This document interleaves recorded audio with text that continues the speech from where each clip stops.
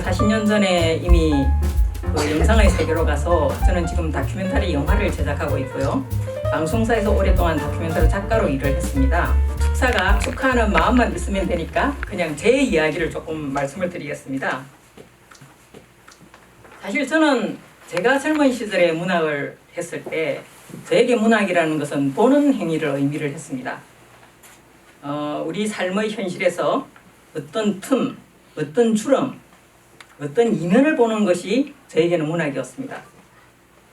얼핏 매끈해 보이는 세상의 표면에서 수많은 균열을 보게 되면 더 이상 그 표면을 믿지 못하게 됩니다. 그 이상하고 날카로운 틈들과 흉흉한 주름과 음울한 이면들을 알아채는 것은 사실은 굉장히 저한테는 고통스러운 일이었습니다. 어떤 틈에서는 제가 발이 빠졌고 어떤 틈은 아주 날카로운 상어 이빨처럼 저를 물었습니다. 그래서 저는 사실 그 시를 쓰던 시절에 정말 이 세상이 아닌 어떤 너머의 세상을 굉장히 열렬하게 그리워했습니다.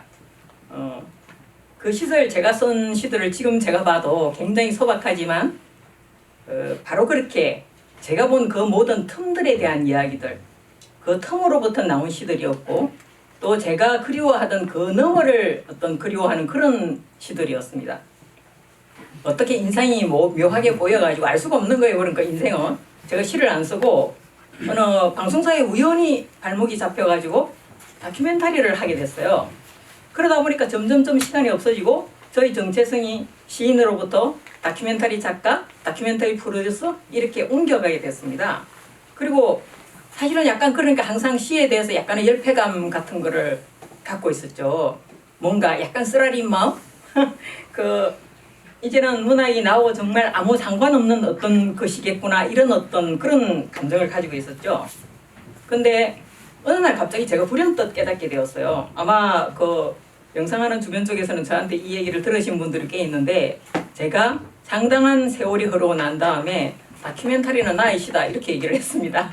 그래서 그게 무슨 얘기냐면 어느 날 갑자기 불현듯 깨달은 것이 지금의 어떤 현재의 나, 현재의 내 세계를 형성하고 있는 것이 사실은 그 모든 것이 그때 젊은 시절 그 문학에서부터 나왔다는 것을 제가 깨닫게 되었어요.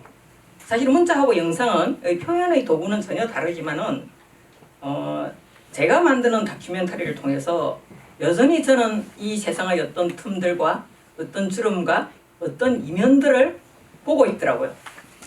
그리고 또 시를 썼을 때와 마찬가지로 이 매끈하지 않은 이 세상에 대해서 절망하면서 어떤 다른 세상을 여전히 그리워하고 있더라고요.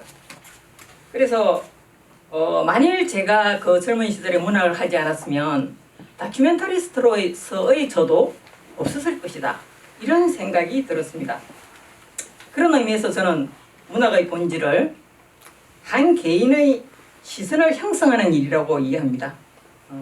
그러니까 어떻게 보는가가 어떻게 말하는가를 결정한다고 저는 생각합니다. 수상자 여러분께서도 다르지 않을 거라고 저는 생각합니다.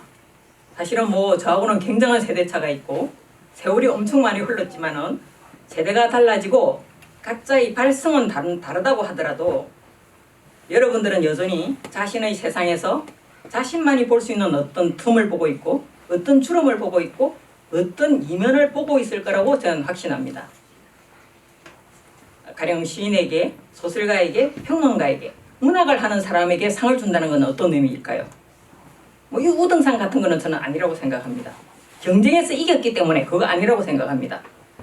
문학을 하는 사람에게 주는 상이라는 것은 그것은 바로 당신의 시선이 어떤 틈을 보고 있는 자신만의 틈을 보고 있는 당신의 시선이 가치 있다는 것을 말해주기 위해서 주는 것이라고 저는 생각합니다.